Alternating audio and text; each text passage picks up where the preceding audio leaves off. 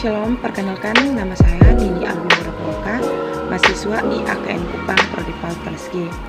Di sini saya akan menjelaskan sedikit materi tentang perkembangan moral oleh Sigmund Freud.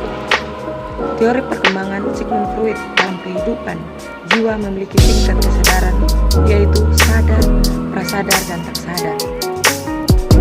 Peta kesadaran ini menjelaskan di setiap kegiatan mental seperti berpikir dan berfantasi. Tahun 1920-an, teori ini masih tetap mencakup 3 unsur kesadaran. Pada tahun 1973, Freud mengenal 3 metode struktural lainnya, yaitu ID, ego, dan superego. 1. Sadar. Memiliki Freud. Menurut Freud, hanya ada beberapa kegiatan mental kecil saja yang bisa bertahan di tingkat sadar, selebihnya akan langsung terbawa prasadar dan bahkan tak sadar setelah seseorang kehilangan fokus atau bisa dikatakan memindahkan perhatiannya ke yang lain. 2. Prasadar. Prasadar adalah jembatan antara sadar dan tak sadar. Isi dari prasadar adalah dari sadar dan tak sadar pengalaman yang ditinggal oleh perhatian akan ditekan dan dipindahkan ke prasadar menjadi isi prasadar dan sadar. 3. Tak sadar. Tak sadar adalah bagian paling dalam dan terpenting dalam kehidupan jiwa, dan hal ini Freud membuktikan bahwa ketidaksadaran adalah kenyataan, bukan abstrak. Teori perkembangan moral menurut Jean Piaget.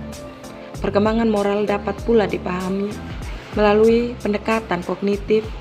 Piaget bahkan mempercayai bahwa struktur kognitif dan kemampuan kognitif anak adalah dasar dari perkembangan moral.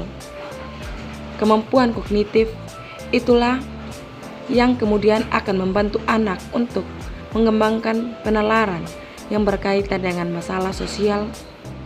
Piaget kemudian membagi tahap perkembangan moral anak menjadi 2 tahapan, yaitu tahapan heteronomous dan tahap autonomous.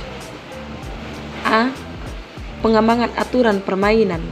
Piaget mencoba mempelajari tingkah laku anak melalui permainan kelereng. Hal ini dilakukan Piaget untuk memahami bagaimana anak-anak berpikir dan menyesuaikan konsepsinya mengenai aturan-aturan yang berlaku.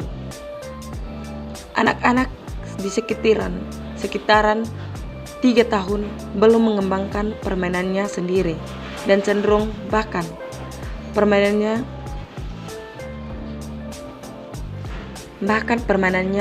dalam individual tanpa kerjasama. Anak-anak usia 3-5 tahun mulai bermain secara berkelompok, meskipun masing-masing anak masih menganggap pendapatnya yang paling benar. Anak usia 7-8 tahun mulai muncul perhatiannya untuk menyeragamkan aturan permainan, meskipun aturan permainannya umumnya masih belum jelas atau kabur.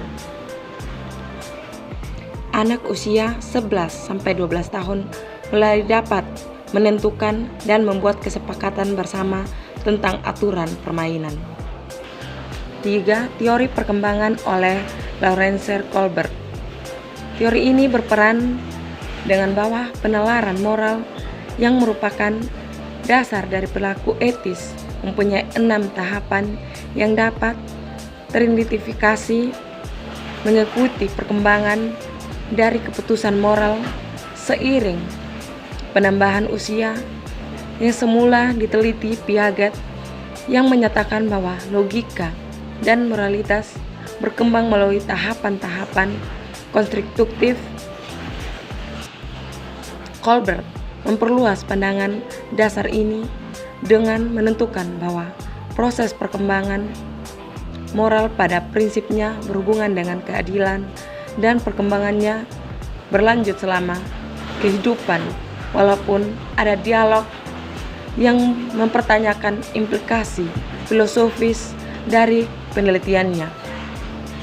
Kohlberg menggunakan cerita-cerita tentang dilema moral dalam penelitiannya, dan ia tertarik pada bagaimana orang-orang akan menjustifikasikan tindakan-tindakan mereka bila mereka berada dalam persoalan moral yang sama.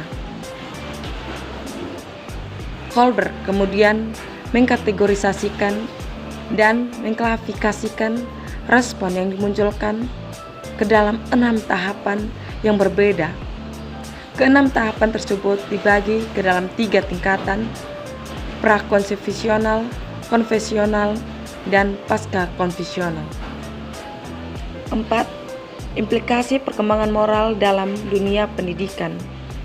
Pendidikan adalah usaha sadar dan terencana mewujudkan suasana belajar dan proses pembelajaran agar peserta didik serta aktif mengembangkan potensi dirinya untuk memiliki kekuatan spiritual, keagamaan, pengendalian diri, kepribadian, kecerdasan, akhlak mulia, serta keterampilan yang diperlukan dirinya, masyarakat, bangsa, dan negara.